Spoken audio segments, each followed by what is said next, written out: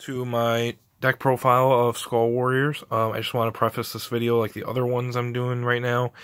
I am slightly sick, so I apologize if I either have a pretty raspy voice like I'm a chain smoker, or a need to cough off camera a little bit. But that being said, let's just hop into it. Well, Skulls are a little bit of an older deck, but they did get a new support card that really helped them, so I just want to kind of do a more up-to-date version of this deck. Especially since Skulls are one of my, if not the most favorite deck. So, the Buddy is shutting out the world, Goryou Nezumi. He's a 3/1/2. When he's on the field, all Skull Warriors gain a crit.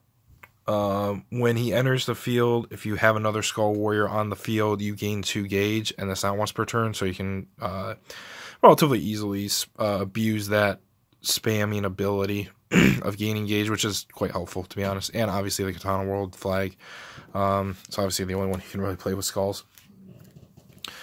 So first of the size zeros is for premature passing BB Kawazu.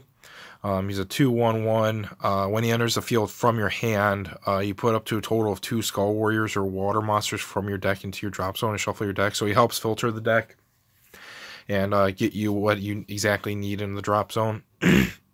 And because of this, I am actually running several one-ofs. So this actually helps with that compression of the deck, where it's quite efficient even with one-ofs in it. And its other ability is it can't be nullified. Its attack can't be nullified if it's attacking alone, but really 99% of the time no one really cares about that ability. But it's cool that it's there, I suppose. So first of the size ones is obviously running 4 of shutting out of the world, Goryou Nezumi. He's your gauge excel and kind of help to increase the aggro a little bit with the critical increase. And so this actually is not like this is not like a static, like only one of this can be going off at the same time. If you have 3 of these bad boys on the field, each of them have 4 crit, so that's pretty terrifying. Granted that usually that's not gonna win you games or anything, but it's one of those things where 4 crit is not something to laugh at. So yeah, no, just running 4 because he's Buddy and he's awesome. Next, I'm actually running 2 of the Yamagitsune Whitefire Shigai Soshi impact monsters, which I'll kind of show you a little bit of a chain combo that this deck is meant to pull off in a little bit. But anyways, it's an impact monster size 1. It's a 6/2/3. You pay 2 gauge and you destroy a Skull Warrior monster on your field as its call cost. When it enters the field during your final phase, you stand a Skull Warrior on your field, and and that card can attack during, and for the turn the card can attack during the final phase. Man, my throat is so fricked. And then it has 2 darkness, which is when a Skull Warrior deals damage to your opponent, you may put it to the drop, and if you do, you draw a card. You really don't care too much about the to darkness effect. It's cool, it's there, but you kind of, this is more of, you're trying to end the game with this. I'll show you how in a little bit. Onto the one-of splashes. I run 1 Evil Ocular Arts Yamagitsune. He's a 5/2/1. You pay 1 life to play him.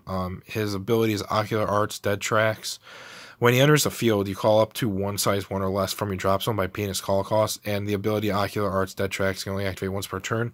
So that's when you mainly, for 1 life, that's why you want to usually resurrect Goryou Nezumi and gain 2 gauge back, which will then conveniently, will be the 2 gauge you need to play the impact. So, it's like me banging the camera around a little bit. Next is Master Clown Dark Fox.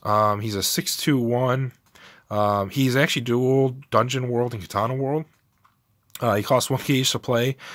His ability is a little wordy, but I'll try to explain it. But at the end of the battle that a Skull Warrior or Adventurer on your field attacked, you choose a monster on your opponent's field, so something on their field, and then you may destroy a monster on your field. And if you do, you put the soul of the chosen card into the drop and destroy that card. So it's kind of like a double loss ability. I like this card because it helps blow away walls. that can be destroyed, and at least it can remove souls as well. So a lot of cards can't be destroyed, but their souls can be removed. So at least it kind of has each of the effects. I only run one of it because you only need really one of it in the deck, because it's like if you don't need it, then you just don't throw it in the drop with BB Kawazu. Excuse me. And then the next one of is Undying Benny Shoujo, which is a 5/2/1, and it has an act of if it's in your drop zone, you can pay 1 gauge, and if you do, you call it from the drop zone, and then it dies at the end of the turn. Nice card to grab with BB Kawazu to help you at least get your field going. Also can help with if you need a Skull Warrior on the field to call with Kagan Ryu, then you can pay 1 gauge to get a monster. Pretty solid card. I only run one because I feel like if I run too many of this card, then I just try to abuse the gauge cost too much, and then I just run out of gauge. Last one of is, well, at least the size one ofs is Strength Beckoner Kotenso. He's a 3/1/1. His ability is a hard once per turn of great strength come forth. When it enters the field for the turn, all Skull Warriors get plus 2,000 power, and great strength come forth only activates once per turn. This is mainly used to help try to get over bigger walls that can't be destroyed by card effects, like Dark Fox. Again, it's only a 1-of, so if you don't need to use it, then you either side it out or just don't throw it in the drop with BB Kawazu, the size 0. Next is 4 Humanoid Beast, the Ijeko. It's a 5/1/1. It has one ability is a hard once per turn of Pale Fire Circle. If you have a Skull Warrior on your field, you can put a spell from the field into the drop zone, and if you do, you call this from the drop zone, and Pale Fire Circle only activates once per turn. Do keep in mind that this says put a spell from the field into the drop, so it can be your spell, it can be the player's spell, it can be the opponent's spell. And this helps kind of get around, I think ultimately the reason this card was made was to get around Invitation to Death Grounds, and all the Black Dragon cards that say Black Dragons can't be destroyed by card effects, because this is putting the card to the drop, not destroying it, so it gets around that. It helps Skull Warriors still stay active against like matchups like Black Dragons. And then the second ability is when he enters the field, you can destroy another Skull Warrior on your field, and if you do, you gain a life and draw a card. So it's a good cycle. Throws a Skull Warrior back into the drop where you can recall it later, and then you gain a life and draw a card, and that's not once per turn at all. So I've had it where I've activated that like 2 or 3 times in a turn, and just gotten my drop zone set up and played Demon Away or Rakuyo, which we'll get to in a minute. But anyways, onto the size 3s. I'm running 4 Lynx-Eyed Military Divisor Kagan Ryu. He's a 7/3/6. You put him on top of a Skull Warrior monster on the field, and then you pay 2 gauge. He makes all size 1 Skull Warriors on the field sizes reduced by 1. And when he attacks, you can call a size 1 Skull Warrior from your drop zone by paying its call cost. And this ability is only once per turn. He has Penetrate and Soul Guard. So a lot of times what you do is, because he's so expensive to play with the 2 gauge, what you'll do a lot of times is resurrect him back with Yoroi Nezumi. Or, you'll declare attack, resurrect Yoroi Nezumi, to get your 2 gauge back from him. Otherwise, I mean, you just want to kind of sit on him in the middle and just try to defend yourself with him. Kind of the main pushing card of the deck. The last one of... Man, my throat is so messed up. Last one of is 100 Mechs General Chaos Jishin Yuki. I only run one of it. It's a 10,000 power, 1 crit, 5,000 defense, size 3. Its call cost is 2 gauge. Which again, Yoroi Nezumi can help cover easily because he gives you 2 gauge back. His first ability is if you have another originally size 3 Skull Warrior or 100 Demon monster on the field, his size are reduced by 3. So if you have Kagan Ryu on the field, he's a size 0. So that's how he can fit on the field. His counteract is Change of Parts. During your turn, you may put a monster from your field into the drop. If you do, you call this card from the drop by paying its call cost, or by paying the 2 gauge. So you can have a full field of size 1, swing with all of them, and then a counter speed sack one of the size 1s, and even if it might kill itself like Benny Shoujo, and you can call this dude and double attack with 10,000 power. Helps you get over big walls with that 10,000 power. Moving on to the items, I do run 4 Hairpin Blade Hozuki, and I know this might be a weird choice at first, but I'll explain anyways. It's a 5,000 power, 1 crit. In order to equip it, you got to pay a gauge on life. It can attack even if you have a monster in your center. And obviously you're going to be sitting on Keigen Ryu in the center. When a monster enters the field from the drop, you draw a card. And this only activates once per turn. So obviously you're going to resurrect a lot between, well, I have Return to the Underworld, Demon Way Jigo Queizo. You got, worst case, you got Chaos Shishin Yuki resurrecting himself. You got Keigen Ryu resurrecting monsters. So there's a lot of resurrection. I know it's an Oni assassin weapon, but it's generic enough. It was designed and generic enough to work in either Skulls or Onis. So it's just a solid card. Plus then you get another extra free 5,000 power to try to work with on taking something down. Moving on to the spells, I do run 4 Demon Way Arakuyos. You can only cast it if 2 or more Skull Warriors on your field were destroyed during the turn. You pay 1 gauge, you draw 3 cards, and this can only be activated once per turn. This has a lot of different uses, actually, between, not that one, Keigen Ryu. He does have Soul Guard, so if he gets destroyed twice by battle, let's say by your opponent, he gets destroyed once, Soul Guard, he stays on field, gets destroyed again. That actually fulfills the requirement of 2 Skull Warriors being destroyed. Even though it was only 1 monster, it was 2 of them being destroyed. So, so logic like that. The other one, which is very common, is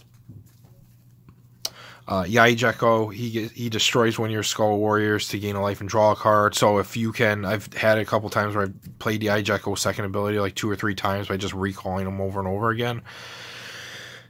That fulfills the requirements of popping your own monsters multiple times. So there's other ways. And then I also have Celestial Arts Returning Water, which destroys a monster on your field. So there's multiple ways to destroy 2 or more Skull Warriors, a lot of times during the main phase. So then you can just keep trying to get set up during the main phase instead of have it being during battle or during your opponent's turn.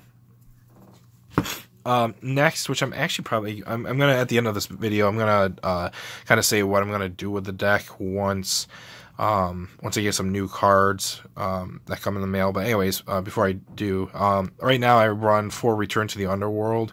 It's a very old set spell, but you pay 1 gauge, and if you do, you call size 1 or less Skull Warrior from the drop without paying its call cost. So not that this is probably going to be like a main thing that you do with the deck, but you can resurrect Whitefire Shigai Shoshi with the set spell, and you don't have to pay the 2 gauge and destroy Skull Warrior call cost. To be honest, I'm probably going to take these out when I get Goryous. I'm going to put Goryous in the deck to help with the consistency of checking top 3. But, I mean, that being said, that's not a bad option at the moment. Goryou can kind of just be running anything because it's so generic. But anyways, what I am going to probably keep in the deck, though, is 3 Demon Way Jigo Queizos. It kind of has like a Return to the Underworld ability, but it's a little more expensive, but I like it more. You can call, so its its ability is call a Skull Warrior or Executioner monster from your drop zone by paying its call cost. You can only activate this once per turn. So you can call any Skull Warrior. Sure, you got to pay the call cost, but basically this card is literally like a wild card for any Skull Warrior that's in your drop zone. So it's a lot more flexibility than Return to the Underworld, where Return is only size 1, so you can't call Keigen Ryu back to the field. Its second ability is at the beginning of your main phase, if this card is in your drop zone, you can pay 2 gauge, and if you do, you put this card to your hand, which is actually kind of fine because, oh my goodness, I am just knocking the camera around everywhere.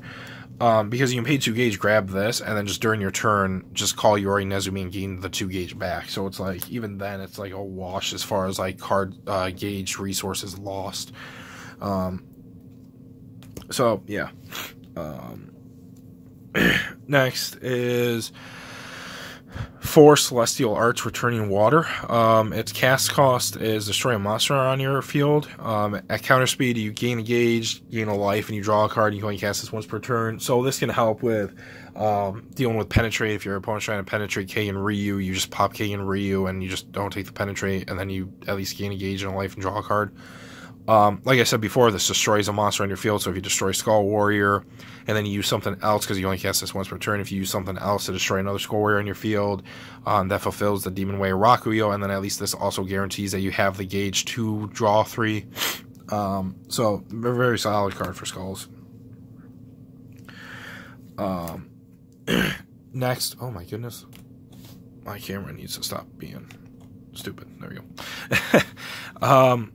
Anyways, next, I run 4 Demon Way Costume Enron, and this kind of can be a flex pick, because these are shields at this point. You can honestly run Shadow Stitching if you want. When I run Shadow Stitching in Skulls, I always feel like I just get destroyed by items, so Shadow Stitching is kind of a dead card.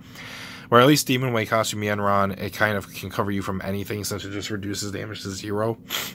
Whether it's penetrate or just, you know, shadow dive or whatever. Anyways, its cast cost is you pay 1 gauge, and the next time you'd be dealt damage, it is reduced to 0, and you gain a life. So it can kind of be whatever, like I said. Lastly, is 4 Ninja Art Snake Gazes. You pay a life and you rest a monster on your opponent's field. So there's a lot of life gain with Yaijeko, Celestial Arts Returning Water, and and Demon Way Kasumi Enron. So the 1 life really shouldn't hinder you playing it at all. But like I said, that's also kind of a flex pick, because that's just kind of like a shield slot in the deck. But yeah, the deck is going to change a little bit, especially since there's a new Yami Kitsune coming out in Buddy Lineage, which I love that card. It's probably not going to be great, but I just love the artwork and the effect. And then, like I said, I want to try to get Goryou in the deck once it comes in the mail. It's just coming in the mail. I just haven't gotten it yet. But yeah, that's kind of like, it's at least a solid starting point. I just want to end this by saying, like, don't think Skulls are ever going to kind of be, like, top tier, because they really aren't going to be. But they are a fun deck, and if you build them right, they're fun to play, obviously. Also, just kind of the general gist of the board,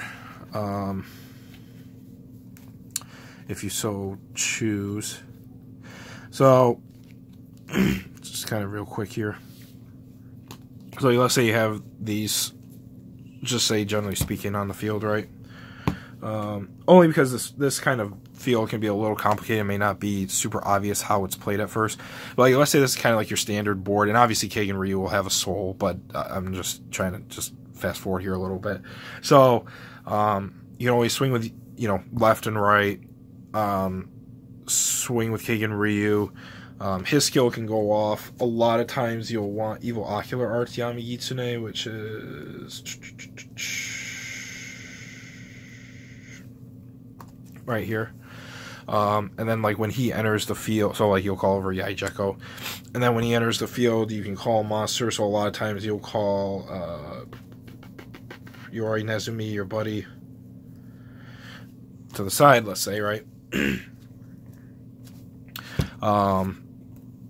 And then because you resurrected monsters, this goes off, so you can draw a card. If you haven't done so already, Yori Nezumi will go off. You gain the 2 gauge. Swing with these 2. Worst case, then what could happen is, at the very least, because you know you gain the 2 gauge, you could at counter speed sacrifice Evil Ocular Arts Yami Kitsune to call Jishin Yuki by paying the 2 gauge call cost. Chaos Jishin Yuki. Keep in mind, Yori Nezumi is also given this an extra crit, and obviously with the Yami from that you just sacrificed, so you can have 2 crit double attack, which is not crazy, but it's, you know, at least better than 1 crit. And then worst case, if you still actually have 2 more gauge, with how much you can recall Yori Nezumi, that shouldn't be too hard, to be honest. You can actually pay 2 more gauge, sacrifice Chaos Jishin Yuki, call White Fire Shigai Soshi during the final phase, restand Kagan Ryu. Yoroi Nezumi will give this, will give all Skull Warriors an extra crit. And obviously at some point you'll swing with the blade as well, but Yoroi Nezumi gives both of these dudes an extra crit, so this is 3 crit, and this is another 4 crit. So, like, that's 7 crit for, like, during impact, which is pretty crazy and pretty strong. Obviously, it's nice to get to, like, you should at the very least be able to get to Chaos Jishin Yuki. The Yami impact is going to be kind of more like once in a blue moon kind of thing. Probably once every couple games, only because you got to have this one in your hand, where at least Chaos Jishin Yuki is more consistent because he just needs to be in the drop. But just kind of want to show you kind of the whole board of like what the ideal board state and the board push would be. But yeah, just let me know if you have any questions or anything. I can try to answer them for you. Obviously, there's other Skull Warrior cards that work. I just like to try to emphasize this kind of like push the most in the build, because that just seems to have the most efficient kind of swing to it. But yeah, just let me know if you have any questions, and yeah, have a great day.